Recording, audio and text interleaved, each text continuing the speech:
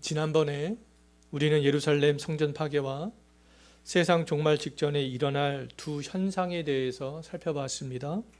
그 한 가지 현상은 뭐였냐 하면 예수의 이름으로 미혹하는 사람들이 출현한다는 것이었습니다. 또 다른 한 가지 현상은 뭐였냐 하면 전쟁과 지진과 기근과 같은 그런 재난이 발생하는 것이었습니다. 이 두 현상은 하나님을 대적하는 그런 종교 대표자들을 비롯한 유대인과 불신자들을 향한 하나님의 심판으로 발생을 하는 것인데요. 우리 그리스도인들이 하나님의 심판 현상을 보면서 우리가 해야 되는 일들은 우리들도 역시 미혹당하지 않도록 주의하는 것이고요. 지금도 여전히 자칭 예수 바른 진리라고 말하면서 말하는 사람들이 굉장히 많이 출현하고 있는데요. 우리는 그것을 미혹당하지 않도록 주의해야 되는 겁니다. 그리고 재난의 소문들을 들을 때 우리가 두려워하지 않는 것이죠. 지난번에 이어서 오늘 우리가 살펴볼 내용 말씀은요, 예루살렘 성전이 파괴되기 직전과 세상 종말 직전에 제자들과 우리 신앙인들이 당할 고난에 대해서 오늘 본문 말씀을 하고 있습니다. 오늘 본문에서 예수님께서는 고난의 때에 제자들에게 그리고 오늘날 우리 신앙인들에게 세 가지를 말씀을 하셨는데요. 그 세 가지는 오늘 본문 말씀을 볼 때요, 조심하라, 염려하지 말라, 끝까지 견디라, 이거 세 가지를 말씀하고 있습니다. 고난의 때에 좀 이렇게 고난을 안 받게 싹 이렇게 해주셨으면 좋겠는데 예수님께서는 우리 제자들과 신앙인들에게 그렇게 말씀하고 있지 않다라는 것이죠. 조심하라고 말씀하고 있고요, 염려하지 말라라고 말씀하고 있고, 끝까지 견디라 이렇게 말씀을 하고 있습니다.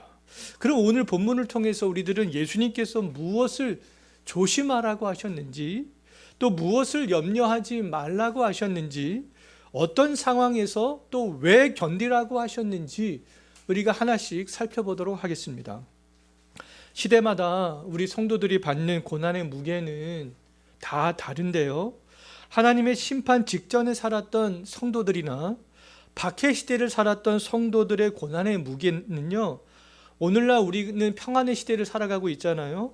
이 평안한 시대를 살아가는 성도들보다 우리가 상상할 수 없을 정도로 굉장히 컸습니다. 굉장히 그 고난들이 무거웠어요. 예루살렘 성전이 파괴되기 직전에, 또 초대교회 시대에 종교 개혁 시대를 살았던 그런 성도들이 받았던 고난의 무게는요, 현재 우리들과 비교할 수 없을 정도로 굉장히 무겁고 컸다는 것이죠. 제자들이 경험해야 될 고난의 무게가 어느 정도였는지 9절 한번 보십시오. 예루살렘 성전이 파괴되기 직전에 제자들이 경험하게 될 장차 고난의 무게가 어느 정도였는가? 9절 말씀을 보게 되면 종교 대표자들이 권위를 행사하던 공회에 끌려가게 된다. 그리고 너희들이 회당에 끌려가서 매질을 당하게 된다. 권력자들과 임금들 앞에서 신문을 받게 된다.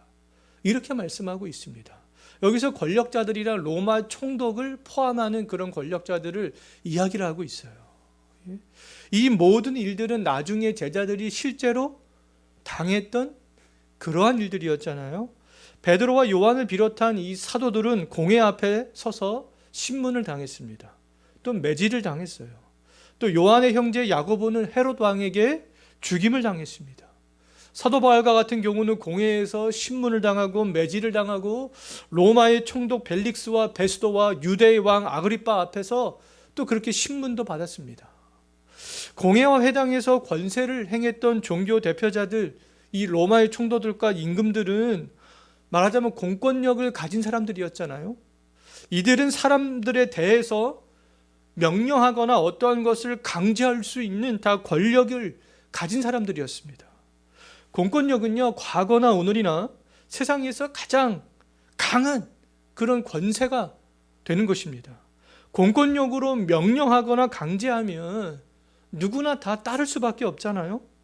코로나 시대에 국가의 권세자들이, 공권력을 가진 사람들이 교회를 비롯한 여러 시설과 각 사람들에게 명령을 내리면 다 따를 수밖에 없습니다. 왜요?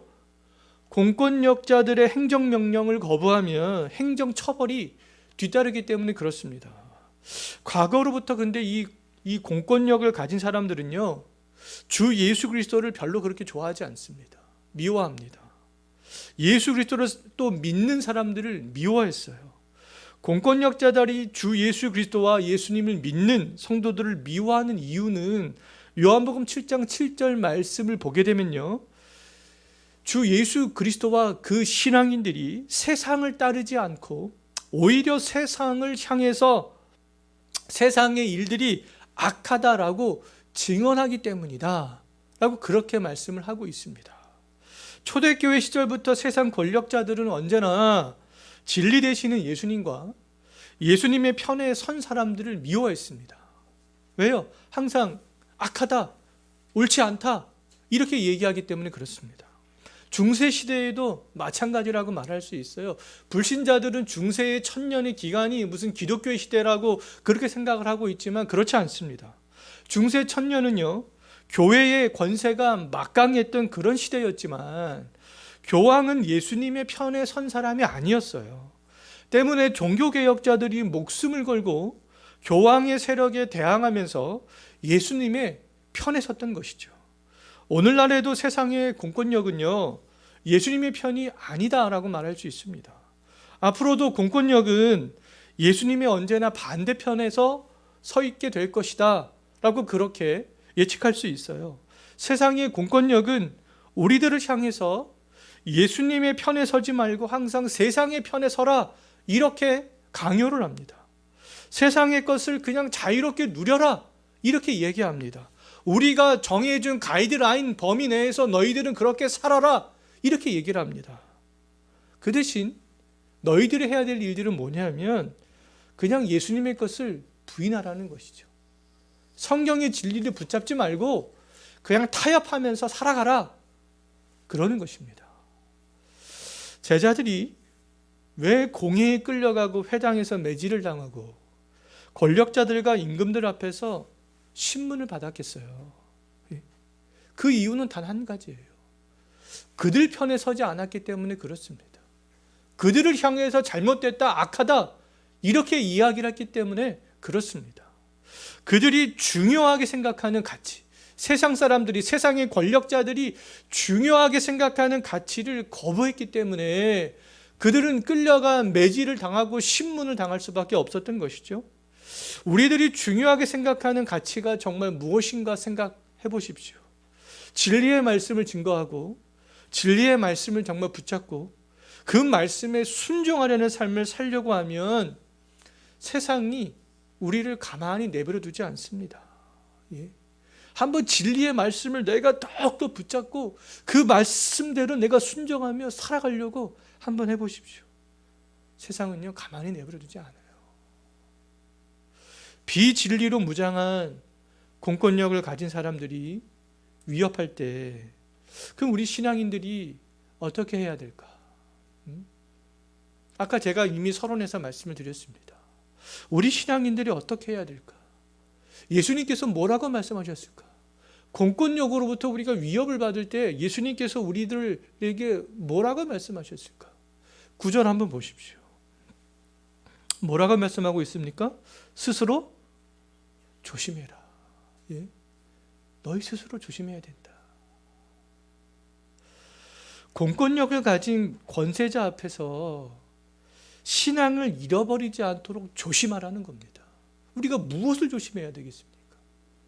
공권력자들 앞에서 그들이 위세에 그럼에도 불구하고 신앙을 잃어버리지 않도록 조심하라는 것이죠. 신앙을 지키기 위해선 나 스스로 조심하지 않으면 나를 박해하는 세상의 공권력을 가진 권세자들의 그 가르침과 그들이 가진 사상과 그들이 가진 이념과 그들이 반성경적인 정책과 타협할 수 있기 때문에 그렇습니다. 공권력을 가진 권세자들이 두려워서 근데 타협하는 순간 어떻게 되겠어요? 신앙의 위기가 찾아오게 되는 것이죠. 진리가 아닌 비진리를 붙잡고 신앙생활을 거짓되게 하게 될 수밖에 없게 되게 되는 것이죠. 종교 대표자들처럼 형식적이고 외형만을 강조하는 거짓된 신앙인이 될 수 있습니다.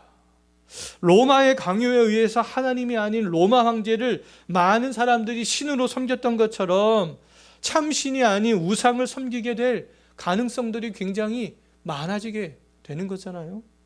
하나님이 있어야 할 마음의 중심에 이제 다른 것들이 자리 잡게 될 수밖에 없게 되는 것이죠.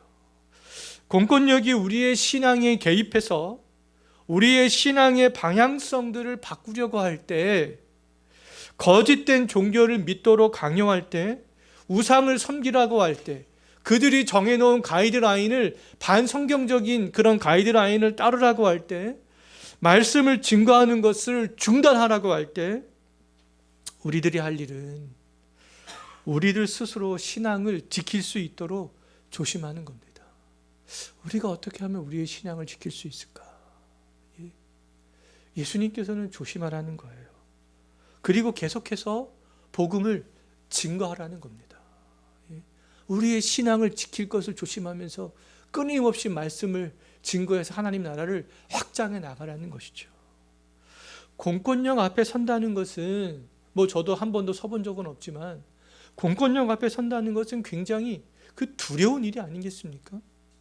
공권력 앞에 섰을 때 신앙의 양심에 위배되지 않는 그런 말과 행동을 하는 것은 제가 봤을 때 굉장히 쉽지 않을 것 같아요. 재벌 총수들이 가장 무서워하는 것이 검찰청에 끌려가는 거 아니겠어요? 세무조사를 받는 거 아니겠습니까? 재벌 총수들이 돈이 그렇게 많은데도 공권력 앞에서는 벌벌 떨게 되는 거 아니겠어요? 공권력은 왜 그렇게 무서운 것이겠습니까? 이 공권력은 사람의 목숨과 자유도 제한할 수 있고요, 내가 가진 재산까지 몰수할 수 있기 때문에 그렇습니다. 세무조사해가지고 싹 다 재산 몰수해 갈 수 있잖아요. 그런데 공권력의 두려움을 먼저 생각하면 우리가 주의 일을 하지 못하게 될 뿐만 아니라 신앙을 지킬 수 없게 된다는 거예요. 신앙의 양심을 지킬 수 없게 된다는 겁니다. 사도행전에서 예수님의 제자들은 공권력 앞에 서는 것을 두려워하지 않는 그런 모습들을 볼 수 있어요. 공권력을 가진 사람들이 제자들에게 매질을 하고 자유를 제한하여서 감옥에 가두고 신앙의 동료들이 칼로 죽임을 당하는 것을 보면서도 그들은 공권력을 무서워하지 않았습니다. 오늘 마가복음 본문은요, 예수님께서 제자들에게 장차 있을 일에 대해서 미리 가르쳐 주는 거잖아요. 마가복음 13장에 나오는 제자들은 아직 공권력 앞에 서는 일들을 경험하지 못했을 때입니다. 신문도 매질도 당하지 않았을 그럴 때였어요. 신앙의 동료들이 죽어가는 것도 아직 경험하지 못했을 때였습니다.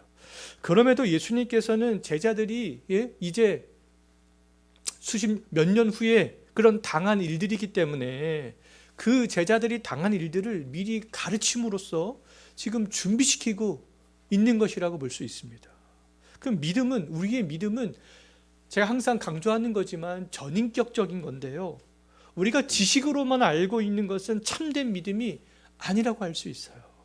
하나님을 아는 내가 그 알고 있는 지식이 우리의 감정으로 경험이 되어지고 또 그 감정으로 경험이 되어진 것들이 정말 순종으로 옮기는 사람이 참된 믿음을 소유한 사람이고 참되게 하나님을 아는 사람이다라고 말할 수 있습니다.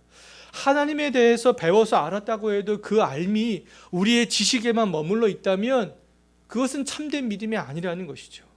서기관들은 모세 오경을 줄줄 외울 수 있었지만 하나님을 향한 그런 참된 믿음이 있었어요? 없었어요? 없었잖아요. 그들은 그 성경이 지식에만 있었습니다. 오늘날에도 성경 박사들이 많지만 우리가 믿는 하나님을 부인하는 그런 사람들이 굉장히 많습니다. 그들의 믿음은 거짓된 것들이 아니겠어요? 그럼에도 하나님을 아는 지식을 배우는 것은 굉장히 중요합니다. 그럼에도 우리는 하나님을 아는 지식을 배워야 돼요. 왜냐하면 하나님에 대한 믿음을 갖는 첫 번째 그 단계가 하나님에 대한 지식을 읽고 듣고 배우는 데서부터 시작되기 때문에 그렇습니다. 마가복음 12장에서 예수님께로부터 내가 하나님의 나라에서 멀지 않도다 라는 말을 들었던 한 그 서기관이 예수님에 대해서 정말 관심을 갖게 된 것도 이미 그 한 서기관에게는 율법에 대한 기본 지식들이 있었기 때문에 그렇습니다. 기독교인을 박해하는 데 앞장섰던 사울이 회심한 것도 마찬가지예요. 유대교인으로서 성경에 대한 많은 지식들이 이미 그 가운데 있었어요. 지금까지 하나님에 대한 그런 참된 지식을 가진 모든 사람들의 일관된 공통점은 하나님에 대한 말씀을 반복적으로 듣고 배운 것에 있습니다. 루터 같은 경우에도 성경을 수없이 읽었지만 수없이 읽었던 성경을 통해서 오직 믿음으로만 하나님 앞에서 의롭게 된다는 진리를 발견할 수 있었잖아요. 그 진리가 어느 순간에 믿어지게 되었던 것이죠. 그 알고 있는 그 성경의 말씀이 가슴으로 뜨겁게 다가오기 시작했습니다. 그래서 행동으로 옮겨지게 된 거잖아요. 마가복음 13장에서 제자들은 예수님이 가르치는 말씀을 아직 제대로 이해하지 못하고 있었을 때였어요. 근데 사도행전을 보게 되면 근데 그 제자들이 이제는 실제로 예수님의 말씀을 완전하게 믿는 모습으로 그 공권력 앞에 서게 되는 것들을 볼 수 있습니다. 이때 제자들은 오늘 마가복음 13장에서 예수님이 가르쳐 주신 그런 말씀들이 그들의 마음 가운데 당연히 있었지 않았겠어요? 예수님께서 말씀하셨던 그런 말씀들이 스스로 조심하라. 내가 공권력 앞에 섰을 때, 회당에 끌려갔을 때, 권력자들과 임금들 앞에 섰을 때 내가 조심해야 될 것이 무엇인가? 제자들은 주 예수 그리스도를 전파하면 정말 공권력을 가진 사람들에게 끌려가게 된다는 것들을 그 시대에 살았던 제자들은 이미 알고 있었습니다. 하지만 말씀을 증거하는 일들을 제자들은 중단하지 않았어요. 공권력 앞에 서는 것은 두려운 일이지만 사도행전에 나오는 제자들은 그것을 두려워하지 않았던 것이죠. 이제는 공권력을 가진 권세자들보다 예수님의 권세가 더 강력하다는 것을 믿는 그 온전한 믿음이 제자들에게 생겼기 때문에 그렇습니다. 제자들은 이제는 몸은 죽여도 영혼은 능히 죽이지 못하는 그런 공권력자들을 두려워하기보다 몸과 영혼을 능히 지옥에 멸하실 수 있는 그 하나님을 두려워하는 그 믿음이 더 크게 자리를 잡고 있었던 것이죠. 공권력자들을 두려워하는 그 두려움보다 하나님을 두려워하는 그 두려움이 더 컸던 것입니다. 지금 당장 성경 말씀이 믿어지지 않는다 해도 듣고 배우는 것은 굉장히 중요하다는 거예요. 믿음의 첫걸음은 우리 예수 그리스도의 말씀을 듣는 데서부터 시작되기 때문에 그렇습니다. 지금 듣고 우리가 배우다 보면 그 듣고 배운 말씀이 언젠가 믿어지는 날들이 오게 된다는 것이죠. 우리가 잘 알고 있듯이 베드로는 예수님이 붙잡혔을 때 공권력이 무서워서 예수님을 3번이나 부인했어요. 하지만 사도행전에 나오는 베드로는 공권력을 두려워하지 않습니다. 즉 당당히 십자가와 부활을 증거하는 사람으로 그렇게 변했잖아요. 실제로 제자들이 공권력 앞에 서게 되는 날이 올 때 예수님께서 그럼 어떻게 하라고 말씀하셨는가? 아까는 스스로 조심하라고 말씀하셨지만 11절 한번 보십시오. 공권력자들 앞에 섰을 때 예수님께서 어떻게 하라고 말씀하셨는가? 11절에서 어떻게 하라고 말씀하셨습니까? 무슨 말을 할까? 너희는 염려하지 말아라. 염려하지 말고 그때 성령께서 주시는 말을 너희는 그냥 하면 된다. 이렇게 말씀하셨죠. 그렇다면 예수님께서 왜 무슨 말을 할까 너희가 미리 염려하지 말라라고 했을까? 정말 공권력자들 앞에 섰을 때, 권력을 가진 사람들 앞에 섰을 때 예수님께서 왜 무슨 말을 할까 염려하지 말라라고 그렇게 말씀을 하셨겠어요. 제가 생각해 볼 때 이 공권력 앞에 섰을 때 공권력은 굉장히 두려운 거잖아요. 공권력 앞에 섰을 때 무슨 말을 할지를 먼저 고민하게 되면 이제 인간적인 생각들이 먼저 생각나게 될 수 있어요. 내가 이 박해를 피하기 위해서 변명거리를 찾게 될 수 있습니다. 또 내가 이 어려움을 피하기 위해서 거짓말을 하게 될 수도 있게 되는 것이죠. 우리를 박해하는 공권력자들 앞에 섰을 때 우리가 당당해질 수 있는 방법, 그들을 두려워하는 것이 아니라 하나님을 더욱더 두려워할 수 있는 그 방법은 무슨 말을 할까 그들 앞에서 미리 염려하지 않는 것이에요. 정말 내가 믿고 있는 하나님, 내가 알고 있는 하나님이 누구인지를 먼저 생각하는 것이죠. 하나님이 누구인가? 그러면 성령께서 역사하셔서 공권력을 가진 사람들 앞에서 당당하게 할 말을 생각나게 하신다는 겁니다. 사도행전 4장에 나오는 베드로와 요한은 예수님의 십자가와 부활을 증거하면 정말 공권력자들이, 권세자들이 싫어한다는 것을 알았어요. 자기들이 감옥에 갇히고 매질을 당한다는 것도 알았습니다. 근데 그럼에도 베드로와 요한은 이 십자가와 부활을 증거하는 것들을 중단하지 않잖아요.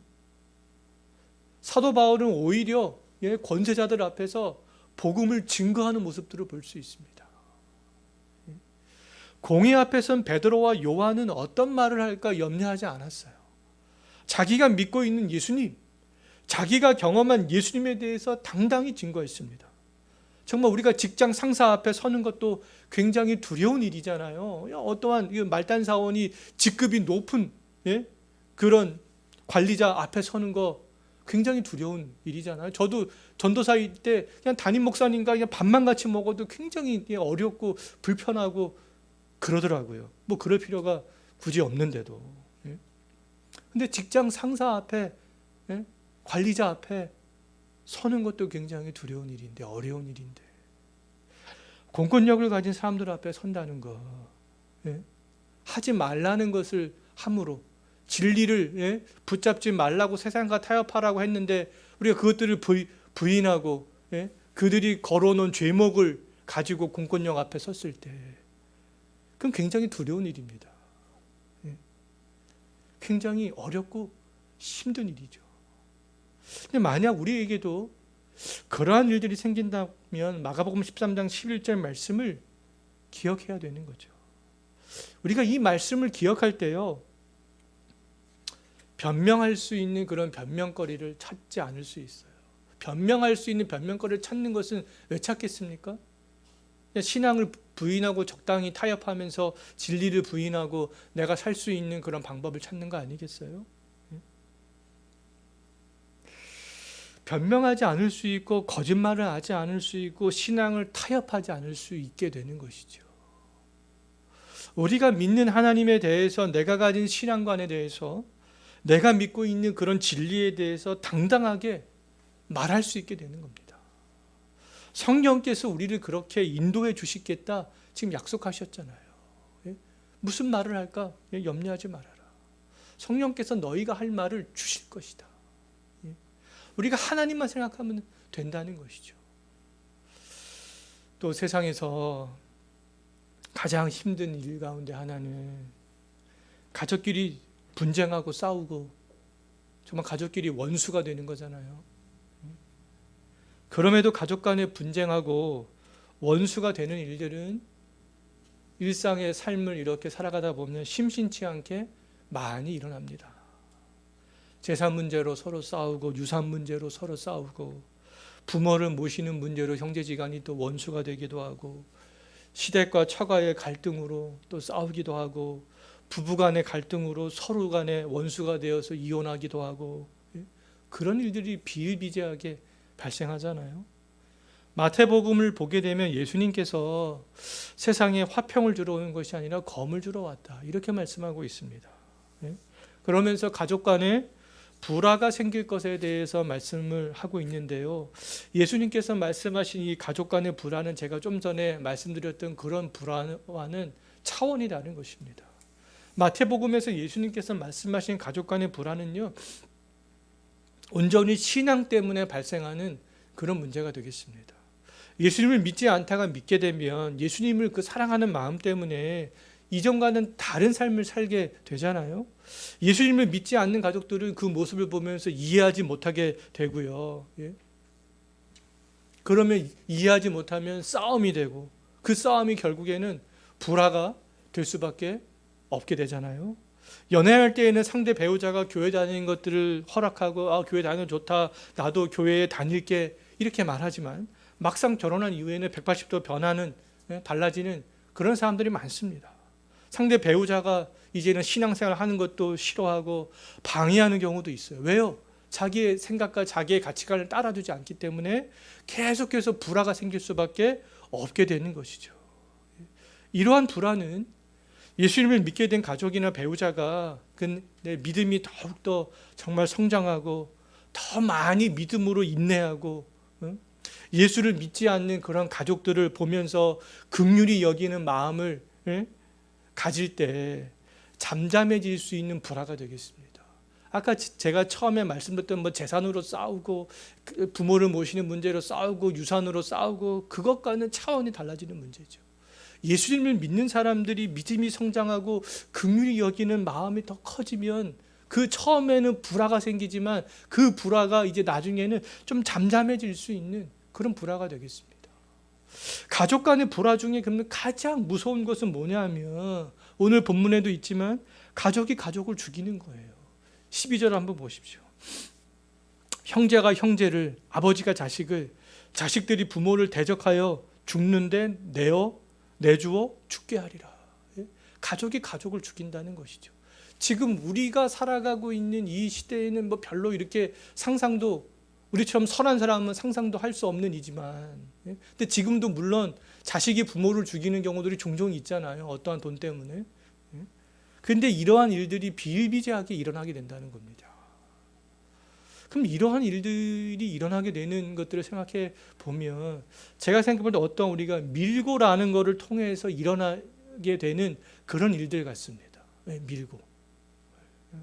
일제강점기에 밀고자들이 있었잖아요. 자기가 살고자 동료와 가족들을 일본에게 일러 바쳤습니다. 그것이 밀고 아니겠어요? 일제강점기에서 벗어난 이후에 남북이 미국과 소련에게 신탁 통치를 받을 때 이데올로기 문제로 가족 간에 서로 밀고 하는 일들이 있었습니다. 그래서 죽게 만들었어요. 이 12절의 말씀은 그럼 신앙 때문에 가족을 밀고 하는 것을 정말 뜻한다라고 볼 수 있어요. 지금도 이슬람권이나 북한에서는 기독교인들을 밀고 하여서 죽음에까지 이르게 하는 일들이 일어나고 있잖아요. 중국과 베트남만 해도 정말 이 기독교인들을 밀고 하여서 어려움을 당하게 하는 그런 일들이 지금도 비일비재하게 일어나고 있습니다. 기독교에 대한 탄압과 박해가 심해질수록 종교의 자유가 제한받을수록 밀고자들은 더 많이 생겨날 수밖에 없어요. 밀고자들은 그리스도를 믿는 다른 가족 때문에 어떠한 또 다른 친척 때문에 자기에게 경제적으로 사회적으로 불이익이 올까봐 밀고 하게 되는 것이죠. 권세자들이 위협을 하니까.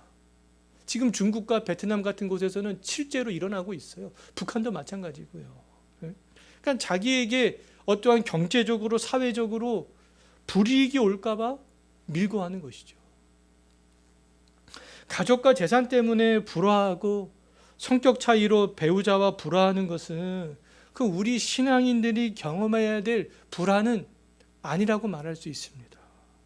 신앙인들이 이 땅에서 정말 경험할 수 있는 가족 간의 불화는 굉장히 극심한 고통이지만 예수를 믿는 그 신앙 때문에 가족이 가족을, 형제가 형제를, 친척이 다른 친척을 밀고 하는 그런 것들을 목격할 수 있다는 거예요.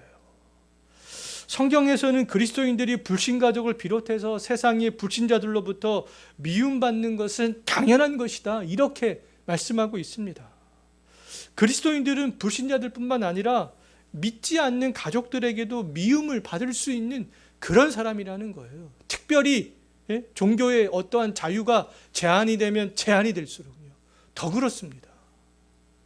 예루살렘 성전이 파괴되기 직전 제자들이 복음 전도자로 활동할 때에는 극심한 박해의 시대였잖아요. 극심한 박해의 시대였습니다. 이 극심한 박해의 시대에 수많은 밀고자들이 생겨날 수밖에 없었던 것이죠. 예루살렘 성전 파괴가 다가올수록 제자들은 가족이 가족을 밀고 하는 것들을 실제로 목격했습니다. 종말의 시대가 더욱 다가올수록 이 박해의 시대가 더욱더 도래하게 될수록 세계 곳곳에서 가족이 가족을 밀고 하는 것들을 목격하게 된다는 거예요. 예수 그리스도를 믿는 것 때문에 가족과 친척에게 밀고를 당하고 세상 사람들에게 미움을 받을 때 그럼 예수님께서 어떻게 하라고 말씀하셨는가? 막 옆집에 내 옆에 있던 그런 성도들이 밀고를 당하여서 신앙의 자유도 제한을 받고 갇히고 그 재산도 몰수당하고 그런 모습들을 내가 목격할 때 예수님께서 어떻게 하라고 하셨는가? 13절 한번 보십시오. 어떻게 하라고 말씀하셨습니까? 미움을 받을지라도 끝까지 견디라. 끝까지 견디라. 이 어려움과 이 극심한 고난과 이 비참한 이런 비극들을 경험할 때 우리 그리스도인이라고 해서 그것들을 피해가지 않는다는 거잖아요. 우리가 이때 해야 될 일들은 견디는 것입니다. 견디는 거예요. 예수님의 제자들은 신앙의 동료들이 죽어가는 것을 실제로 보면서 또 회당에 끌려가서 신문을 받고 매질을 당하는 것들을 실제로 보면서 견뎠잖아요. 견뎠습니다. 그들은. 교회사 2000년 동안 우리 신앙의 선배들은 늘 그래왔어요. 지난주에 우리 이영식 목사님을 통하여서 초대교회사부터 우리 한국교회사까지 쭉 훑어가면서 우리 신앙의 선배들이 그 진리의 말씀을 붙잡기 위해서 어떻게 살았는지 어떻게 견뎠는지 우리가 그 이야기들을 간략간략하게 들었잖아요. 우리 신앙의 선배들은 늘 그래왔다는 거예요. 견뎠습니다. 제자들을 비롯한 초대교회 교인들은 종교 대표자들의 박해와 유대인들의 왕들과 로마의 총독의 그런 권세 밑에서 그런 박해 밑에서 견뎠다는 거예요. 종교개혁자들은 교황 밑에서 기독교인들을 정말 핍박하는 그 왕들 앞에서 견뎠다는 겁니다. 그 시대를 견디면서 살았다는 거죠. 그들은 믿음의 길에서 그래서 이탈하지 않았어요. 언제나 믿음의 길에 그들은 서 있었습니다. 그들은 믿음으로 그것들을 견뎌냈던 것이죠. 왜요? 견뎌야 믿음의 길에서 이탈하지 않을 수 있기 때문에 그런 거예요. 그래서 예수님께 견디라고 그렇게 우리 성도들에게 우리에게 지금 말씀하고 있는 것입니다. 지금은 극심한 박해의 시대는 아닙니다.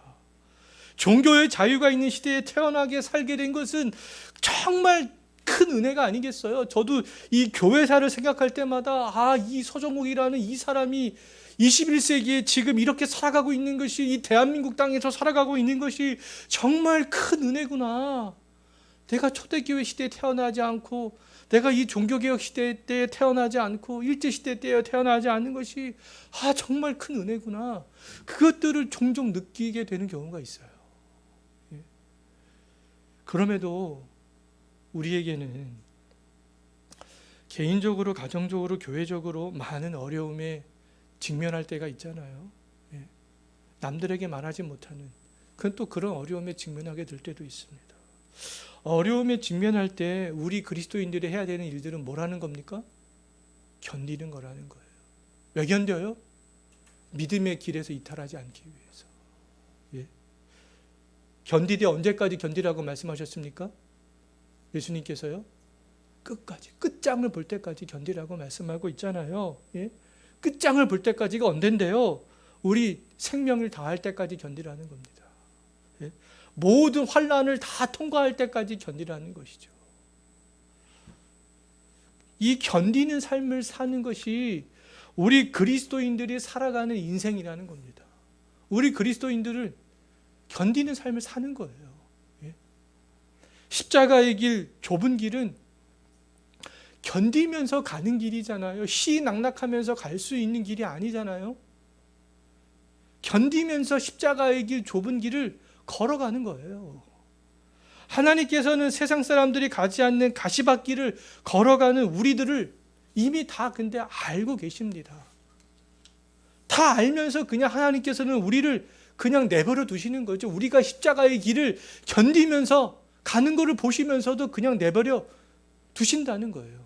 그렇게 두시는 것은 그 길들이 하나님께서 우리를 단련하시는 길이기 때문에 그렇습니다. 우리들은 그 십자가의 길, 좁은 길을 견디면서 가야 우리가 신앙인으로 단련되기 때문에 그렇습니다. 욥기서 23장 10절에서 우리의 불순물들이 없는 순금으로 만들어줄 수 있는 그런 길이기 때문에 그렇습니다. 이 땅에서 우리의 구원은 완성되는 것이 아니잖아요. 이 땅에서의 우리의 구원은 시작된 것에 불과합니다. 시작된 것에 불과해요. 우리는 이미 시작된 구원이 완성으로 가고 있는 중인 것이죠. 우리는 세상 모든 사람들에게 미움을 받을 것입니다. 진리를 붙잡으면 붙잡을수록, 진리의 편에 설수록 미움의 강도는 더욱더 세질 수밖에 없어요. 그럼에도 우리는 구원을 완성해 가야 되는 거예요. 구원의 완성을 위해서 우리가 해야 되는 일들은 뭐라는 겁니까? 견디는 거라는 거죠. 온갖 미움을 견디면서 항상 복종하여 두렵고 떨림으로 구원을 이루어가는 거예요.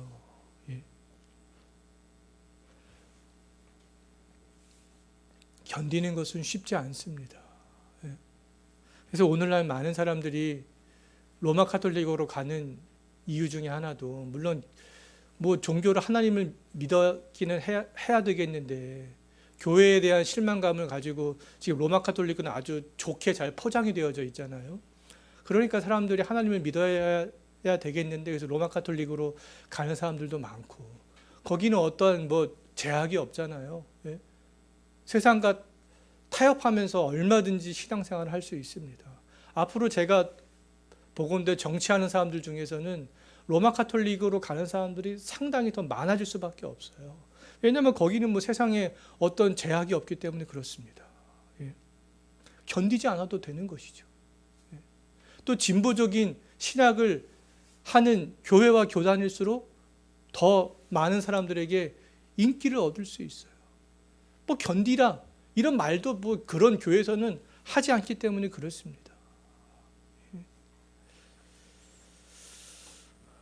근데 우리는, 그리스도인들은요, 우리 인생 가운데 하나는 견디는 삶을 살아가는 거예요. 예수님께서도 견디셨잖아요. 우리의 인생도 마찬가지입니다. 주께서 끝까지 견디는 자에게 약속하신 것이 있는데요. 무엇을 약속하셨는가? 13절 마지막 부분을 한번 보십시오. 무엇을 약속하셨습니까? 구원을 약속하셨어요. 13절에서 예수님께서 약속하신 구원은 완성된 구원이 아니겠습니까? 우리가 영화롭게 되는 것, 그것을 지금 약속을 하신 것이죠. 세상이 나를 미워하는 강도가 너무나 강해서 견디기가 어려울 때가 있어요. 내가 지고 가야 될 십자가의 무게가 너무너무 커서 내려놓고 싶을 때가 있습니다. 이때 우리들이 해야 되는 일들은 뭐냐면, 우리가 이 신앙으로 견디는 삶을 살기 위해서 우리가 해야 되는 일들은 뭐냐면, 믿음의 주요 또 온전케 하시는 이인 누구요? 예수를 바라보는 거예요. 우리의 믿음의 주인 되시고 우리의 믿음을 온전케 하시는 그 예수님을 바라보는 겁니다. 예수님께서는 자기 앞에 있는 그런 기쁨을 위하여서 십자가를 참으셨어요. 그 부끄러움을 개의치 아니하셨습니다. 그래서 결국 하나님 보좌 우편에 앉으셨잖아요. 우리가 견디기 어려울 때 예수님을 바라보는 거예요. 우리의 믿음의 주인 되시는, 믿음의 근원 되시는, 우리의 믿음을 온전케 하시는 그 예수님을 바라보는 겁니다. 또 우리가 장차 우리가 경험하게 될 그 구원의 완성, 그 기쁨을 위하여서 우리들도 어려움을 참고 그 부끄러움도 개의치 않고 견디는 것이죠. 그러면 우리가 구원의 완성이 되어지는 것, 영화롭게 되는 것, 그것을 경험할 수 있게 된다는 겁니다. 예수님께서 그것을 약속하셨어요. 정말 우리의 믿음의 근원 되시고 또 우리의 믿음을 온전하게 하시는 예수님을 바라볼수록 우리는 믿음의 터 위에 더욱더 단단하게 될 수 있다는 겁니다. 믿음의 길에서 이탈하지 않고 끝까지 서 있게 있을 수 있게 된다는 거예요. 우리의 구원의 완성이 될 날을 소망하면서 믿음으로 견디는 삶을 살 수 있게 된다는 것이죠. 우리 앞에 있는 그 구원의 완성을 소망하면서 기쁨으로 모든 미움을 견디는 삶을 살 수 있게 된다는 겁니다. 예. 이제 말씀을 맺겠는데요. 오늘 우리는 예루살렘 성전 파괴 직전과 종말 직전에 제자들과 성도들이 받게 될 그런 고난에 대해서 살펴봤습니다. 지난주에는 현상에 대해서, 오늘은 고난에 대해서 살펴봤는데요. 고난은 그리스도인들에게 자연스러운 것이고요, 필연적인 것이라고 생각할 수 있어야 되겠습니다.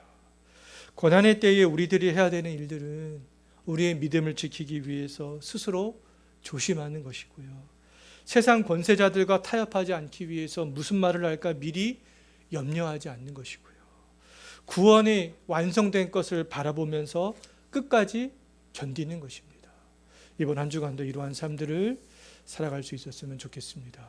기도하겠습니다. 주님,